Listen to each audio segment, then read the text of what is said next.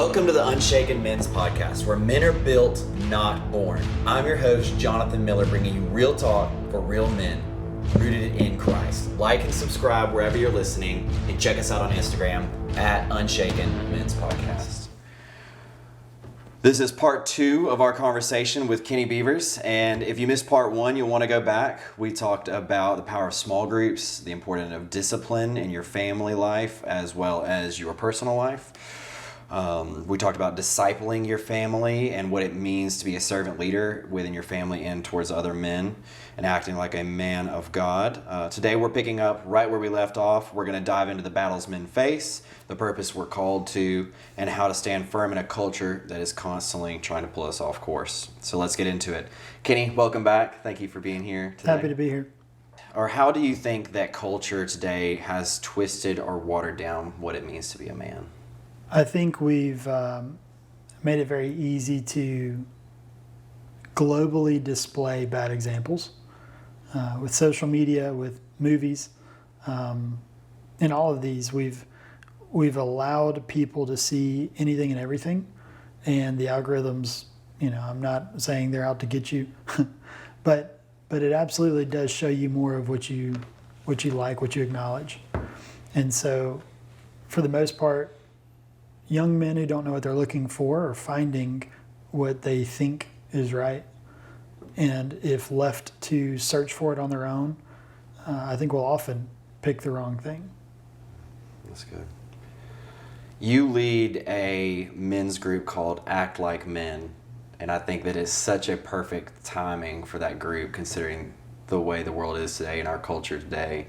Can you just tell us a little bit more about that group, what it is, what kind of brought the group about? Yeah. So the group was born by accident. I did not plan to do this. I didn't feel some kind of holy calling. I just was taking my trash out late one night and saw my neighbor had a son who was standing out beside his car with his girlfriend and their friend, another 17, 18-year-old guy. And I said, hey, is everything good? Just kind of making conversation, making sure they were okay, and then going back in. And they said, well, yeah, she's got a flat tire. So I waited and I realized they didn't know what to do. And I said, are you going to change it? Kind of hoping they would say, yes, I got it. No problems here. Selfishly, I didn't want to interrupt my night. And they were excited. We're like, do you know how to do that? Yeah, I had a hard time not saying, well, I'm a man. Of course I can change a tire. But I realized, and God kind of softened my heart for this, that I shouldn't judge the person who was never taught. I should teach. And so it was very heavily laid on me right then. I knew for a while I should create this group. And the idea being teaching young guys how to be men. I'm very blessed to have grown up surrounded by good examples, surrounded by them, and not realizing what I had in the moment. Recognizing I appreciated it, but not realizing how much I did. And so we created this small group called Act Like Men, led by me and Andrew, one of our close friends, who the heart behind it was to learn to do the things that your wife will expect you to know one day. And then use that to sort of draw men in to learn more and to begin on a journey to become men, but to slide in there without so much of being obvious of going, hey, we're going to teach you to do things, but we're also going to teach you, here's what the Bible says a man is. And there's a lot of good things to pull out of that. But if we're going to act like men by being strong, by being leaders, we also have to act like men by being meek and by being honest and, pick your trait, but by acting like a man in a biblical way too. And so we use this group to teach men, sure, a skill, but it's shifted very much to be focused on here's what godly manliness is. And then also while you're here, let's learn to start a fire, or let's learn to sharpen knives, or let's learn to change a tire, whatever it may be. Yeah, and we always talk about how men grow shoulder to shoulder. Yeah. And so there's no better way to grow shoulder to shoulder than to just learn some practical things that you are going to need to know how to do one day. Because someday you're going to hit a pothole. Someday you're going to need to know how to build a fire, whether it's just to roast marshmallows in the backyard with a small group or whatever that may be. Can you actually give some examples of y'all just finished week 3, right? Yeah, we just finished week 3. So what have you guys done so far in 3 weeks? Yeah, so in 3 weeks, we have really only had 2 weeks of activities. 1 week was disrupted much more than we expected by some rain and some weather stuff. But the first night, we focused on a reflection process. So at the end of every year, I have a process I walk through that evaluates my spiritual life, my family life, my social life, my digital life, my financial life. I believe it's 13 areas. Then it asks a few really pointed questions like which one of these, if you fix it right now, makes the most difference? But also, and maybe more important, is which one of these, if you ignore, increases the risk to your long term? Wow. So, an example of that is it doesn't matter if your budget's great today, if you're not setting anything for retirement, you're setting yourself up to hurt real bad later. You might feel fine right now. So we try and highlight that. So the first week was totally focused on reflection. Last night we did one completely focused on fitness and not trying to do anything crazy, but just to help guys know basic things like how to squat, how to run, how to do push-ups, like things you can do in an apartment with no other facilities around. Because we're not called to be bodybuilders. We're called to be healthy. We're called to take care of the temple that we've been given. And, we've seen there's a famous picture out on the interwebs where there's a guy carrying bags through a flood while some other man carries his wife and kid through the flood. And it says, never be that guy. Never. I may not be able to go to a gym every day, but I can absolutely go downstairs and do push-ups and pull-ups and squats and whatever else to ensure that I could get my family out of a situation. And there's tons of examples of where you could go with that. Circling back to the small group, last year we did one totally focused on how to speak. You're not required to be a public speaker, but you should absolutely be able to give a toast at your friend's wedding. You should be able to make an announcement. You should be able to make a good first impression at an interview. You're called to be a provider, so you have to be able to make that good first impression. So there's so many cool ways you can go with this group because there's so many skills people need to know. So what we've done is we've allowed people to come in and tell us, here's what we want to learn. And we look at it and go, okay, can we teach that? And if not, let's find somebody who can. And we bring people in to do it. That's cool. Give me an example of one of your favorite stories over the last couple of semesters that y'all have done this. It's been overwhelming all along. Seeing men seeking God and seeking the calling that He has on their lives. The first night this year, we had a very powerful time just talking about how you should be reflecting, how you should be paying attention to where you are so that you can take steps in the right direction. And just the very first night, you could see every man in there kind of light up and realize, okay, this will help me know where I am so that I can start making progress tonight. I don't have to wait until week 6 to start on my journey. But the very next week, we got completely disrupted by weather. And all we were able to do was go back and talk about, hey, how'd your reflection go? Did you find anything that surprised you? Did you learn something? Did you identify a trend maybe like, hey, I'm spending way too much time here and not able to do other things? And we had guys open up, and every man in the group ended up praying over this guy in such a pure, supportive, brotherly kind of way that I've never experienced in such an intimate way. It was so powerful. And that's what we're there to do. Is yes, we do want you to learn to sharpen knives and light a fire and work out. But we really want you to build a connection shoulder to shoulder with other men who are going through the same thing you are. Whether it feels like it or not, whether we advertise it or not, that you have peers who can help push you when you're weak. Yeah. The greatest tool of the enemy, I think, is making men feel isolated. so many men struggle with whatever temptation, whatever they're going through, and they just feel so isolated and feel like they have to carry it alone. And why do you think that men have that kind of mindset sometimes? Do you think it is a culture thing, a time that we're in, or maybe it's just pride in our lives of, hey, I'm a man, I can handle this on my own? And you and I both know this, you absolutely cannot. Yeah, I think it's always been the enemy's trick. Elijah, he attacked him the most when he was alone. He had just come off a huge spiritual victory, and yet he still attacked him when he was alone. David's moments alone are some of the darkest. And I don't think the enemy's creative.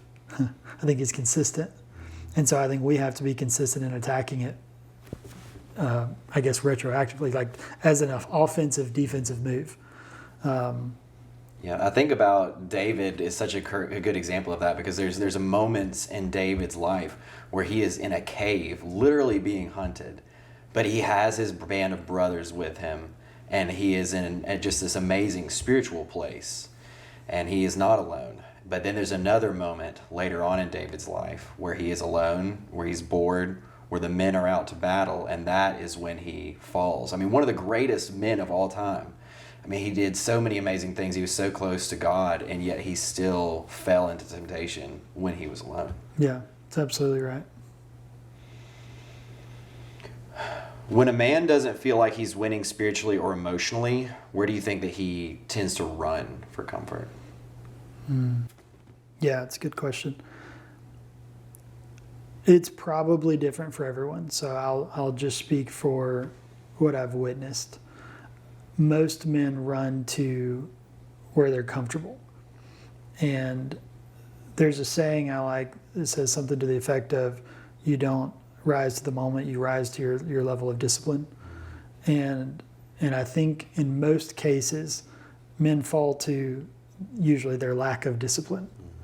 And we have to be very intentional to say what we will do before we get to it. We have to identify who are my corner toters. We've talked about that in my moments of weakness, I will go to these guys. I will be transparent. I will tell them the thing I don't want to tell anyone. And I think most men fall to what's comfortable. And usually our area of comfort is our area of least discipline. Mm-hmm. Wow. Why do you think that it's easy for some men at least, to compartmentalize their lives, to lead in some areas? We've seen this over and over again, whether it's from people that we personally know or, celebrities or whatever, great leaders that are great leaders in areas, in a lot of areas, but then they struggle secretly in others. Yeah, I think it's the secret that kills us. In my own life, everywhere I've ever struggled has been the areas of secret. The areas that you've, not wanted to show, the areas that you thought no one knew about. In terms of why leaders fall in that way, it's our area of weakness. It's our weakest area consistently. It's so important that we be aware of that we are proactive in trying to create a stand against that. I was actually reading in James this morning, and I wanted to read it today because I think it just ties so well into what we've been talking about and what we're kind of going to shift into next. But it's from James chapter 5, verse 16, and it says, "Therefore confess your sins to each other and pray for each other so that you may be healed." And we always talk about like how you go to God for forgiveness, but you go to your brothers for healing. Yeah. And I think that is the counter to that secret, that, hey, this is a secret sin, is something that I try to keep in the darkness. And when you call it out, and you and I have both done this with each other. I mean, you and I have both had conversations where I've told you things that were very uncomfortable to tell you. And you've told me things that I'm sure were uncomfortable from you to tell me. And by calling each other up and by having that, just dragging that sin or that dark thing into the light, that's what has allowed at least me in my personal experience to find freedom from those things. Yeah, you got to kill it. It's not a pet. It's not a pet. What is it that Kyle always says? It's not a pet, it's an apex predator. Yeah. Sin is not a pet, it is an apex predator. Yeah. And it's time we get serious about it, right? It's time we act like men and stop pretending it's okay. It's not. It's threatening our families. It's threatening our calling. It's threatening everything against us. And why do we not take it serious? Yeah. Too many great men have fallen because of that pet of sin that they had. Yeah. Yeah, it stirs me just talking about it. Well, one of the biggest battles, for every man, and I know in my own personal life, has been sexual sin. Yeah. Whether that's porn or temptation or lust. Why is it that you think that this particular darkness, this particular secret sin, has such a grip on men today? Yeah. I think it's the most, I don't know, it's one of the most pervasive things in society right now. Sex is everywhere. And God only says sex in certain places is good, right? But it's also the one sin that everyone hides in terms of almost nobody is publicizing their struggle with this. No one is putting on display that they struggle with this. We've talked already about the danger of being alone, being isolated. I think it's just the natural habitat of it is an isolation. And we feel like we're the only one doing it because we don't see anyone else doing it. We don't see anyone else struggling with it. So few men are willing to be transparent and vulnerable to say, hey, I'm struggling with this. And when you've experienced it, the first time you do, everybody else in the group goes, yeah, me too. Or yeah, I was too. Yeah. And nobody ever is alone once they actually bring it out. Probably our third, we talked about the second Saturday breakfasts that we do that right here at this table. And if anyone is interested in coming to that, I mean, it's an open invite. We'd love anybody to join us. We meet on the second Saturday of each month over cinnamon rolls, and we just have God time and talk about the things that we're struggling with. And I remember, I think it was probably the third month that we did it. We asked the question, each man answered the question of what is the condition of your soul and how is the enemy attacking you right now? And to see, I think there was about 12 of us or so on that day, and I mean, at least 8 or 9 of us were being attacked or had some history of being attacked or tempted in the area of sexual sin. And for man after man after man to go around this table and say, hey, that's something that I've struggled with, that's something I'm struggling with right now, it was so freeing to be a part of that conversation. Yeah. It's kind of a weird thing to think, man, it feels better to know someone else is struggling in the same area I am, because I don't want to wish that on anybody. But it definitely, there's a sense of community, a sense of shoulder to shoulder, shield to shield. Hey, we're going to go to battle together over that. That's just so, it's very empowering. No, you're absolutely right. We don't like that other people are struggling. We like that we're not alone. Deep down, everybody wants to not be alone in the fight and in the good time. We want that person with us, ideally a couple who can have our back.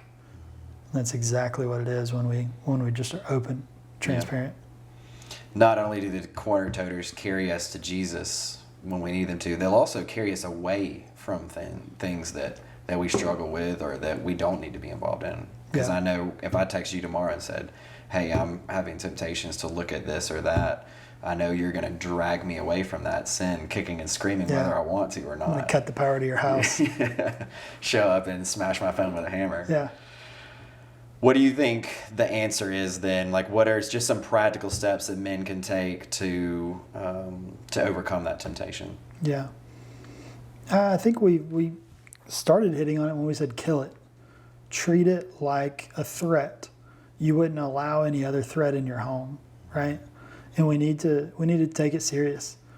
There's a lot of little things you can do that drastically attack the triggers.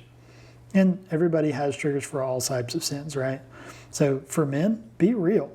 Like if when you get on social media, you're going to scroll to stuff you shouldn't scroll to, get off of social media. Mm-hmm. Like if you know that every time you're watching TV after your wife goes to bed, you're going to turn to a channel you shouldn't, call it out. Call your friend and tell them, hey, I need help. but also be blunt. Stop trying to hide it. Stop trying to minimize it. And then fundamentally, like we've talked about this a lot, the only way you really kill sin is by fasting. And I mean, lean in. Pick something that's hard. Pick something that's uncomfortable. And do it until it doesn't feel that bad. Mm-hmm. Because once you take control of the flesh, you're now ready to start taking control of the flesh. Yeah.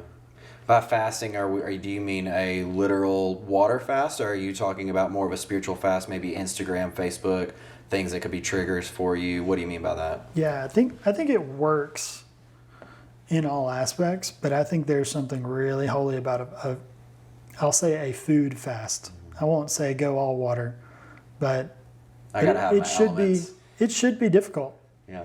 It should be difficult. And that's where a lot of people fail is they say, okay, well, I'm going to cut out Mountain Dew, and then you go get, something else that tastes just like it from the gas station.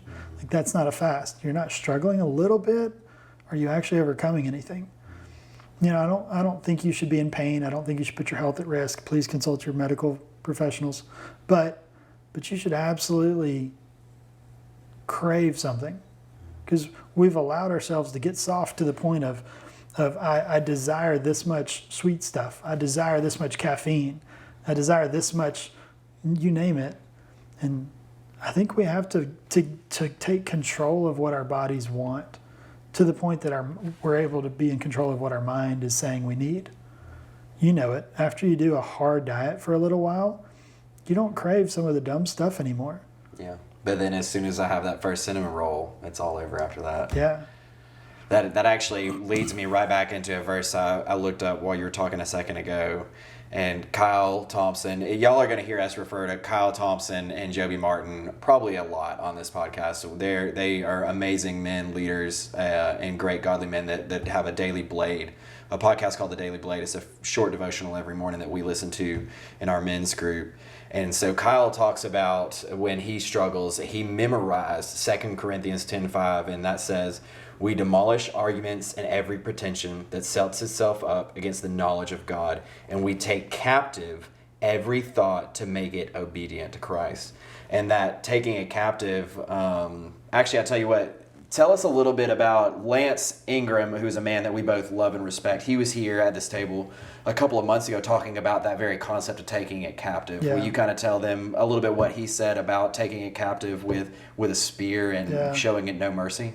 Yeah, that was the gist of it. Is he said the true meaning of that, take the thought every captive, is a violent term. It's not a, take it and kind of put it over here out of the way. It's a violent, aggressive action of, at spear point, putting it at the neck of the enemy and saying, hey, I'm in charge of this thought. And I'm completely in control of this until I decide, is this a good and holy thought? Or is this something I need to get rid of? And the image must be violent to convey what we're supposed to do. We are supposed to take captive the thought and absolutely decide what is allowed and what is not. And there's no soft description there. It is only that we take captive and we decide, is this good and this is allowed and this is beneficial, or this is absolutely not going to be a part of my day. Yeah. Well, the Bible says flee sexual immorality, and that word sexual immorality there is porneia, which means anything outside of sex between a husband and his wife. That doesn't mean I'm scrolling through Instagram and I see something and I kind of slowly scroll past it, or I saw a YouTube ad and I didn't hit skip ad even though it was kind of scandalous. I mean, it literally means flee it, run from it. We have to take it seriously, and I think that's our biggest problem. And I'm going to get on my soapbox for a second about it. Like, I think that's our biggest problem as men, is that we don't run from it.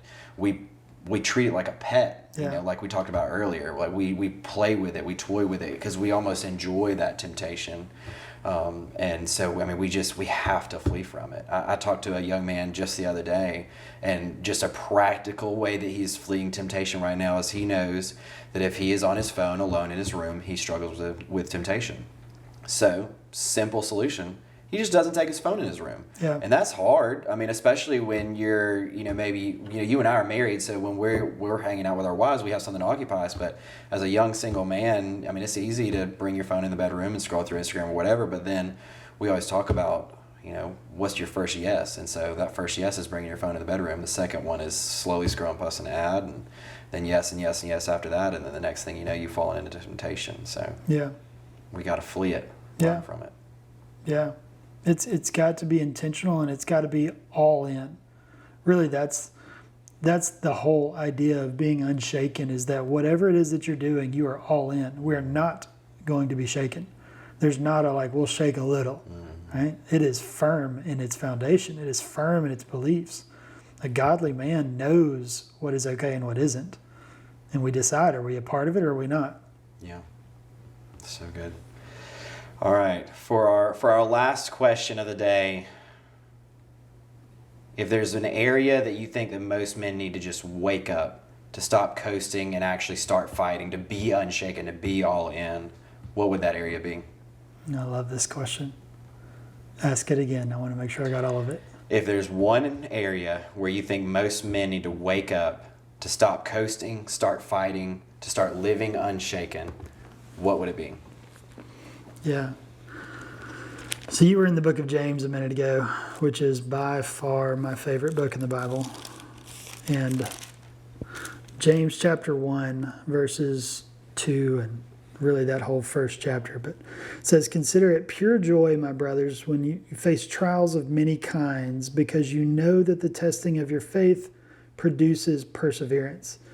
And let perseverance finish its work, so that you may be mature and complete, not lacking anything." Or another translation says, lacking nothing. "If any of you lacks wisdom, you should ask God, who gives generously to all without finding fault, and it will be given to you. But when you ask, you must believe and not doubt, because he who doubts is like a wave in the sea. That person should expect to receive nothing from the Lord, because such a person is double-minded and unstable in all they do." But the reason I bring this up is it says, consider it pure joy when you face trials. Men need to quit being soft. Quit being sad that you're going through something hard. Quit being sad that you are having a difficult day. Quit being sad that you are having to work hard right now. You're having to work a lot of hours? Good. Lean in. Do it. Do the hard thing. Because God says that he is developing your perseverance. And when it finishes its work, then you'll be complete and mature, lacking nothing. Yeah, I'm a firm believer in every season we should be either producing or we should be learning. And so if you're not in a season where God's just using you for his glory, what should you be learning? What area of perseverance is supposed to be being developed right now? Something's not comfortable? Good, you're training. You're not just there for it. You're not wasting the moment. You're learning or you're producing. Man, I wish men would wake up and lean in. That's so good. We were actually just talking about earlier, we both listened to a podcast recently that talked about David and how he literally was anointed king. Yeah. And then his next command from his father is go tend the sheep. And that obedience of, tending sheep was not an easy job, right? He's been anointed king and they've said, go tend the sheep. That's a hard job. You're out in the weather. It smells like sheep out there. It's a rough spot, but he did it anyway. And his willingness and his servant heart to do that hard thing for a season is what made him such a great king. And that's where he faced the lion and the bear. Yeah. Who's going to be scared of a giant if you just fought a lion and a bear? Absolutely. When you can look in your rear view and you remember, hey, I've already conquered worse than this. Yeah. Goliath seems like nothing, right? Yeah. Bro, that's so good. So powerful. Well, thank you, Kenny. Thank you for being here. Thank you for being real and challenging us. And thank you especially for being an amazing friend and a voice in my life. I really do appreciate you. And to every man listening, this is what it looks like to build your life on something solid. Honored to be here. Thank you. Thanks for listening to the Unshaken podcast. Stay strong, stay rooted. Like and subscribe wherever you're listening and share this with a man who needs to hear it. Drop a comment below. Let us know how we're doing. And don't forget to follow us on Instagram @Unshaken Men's Podcast. See you next time.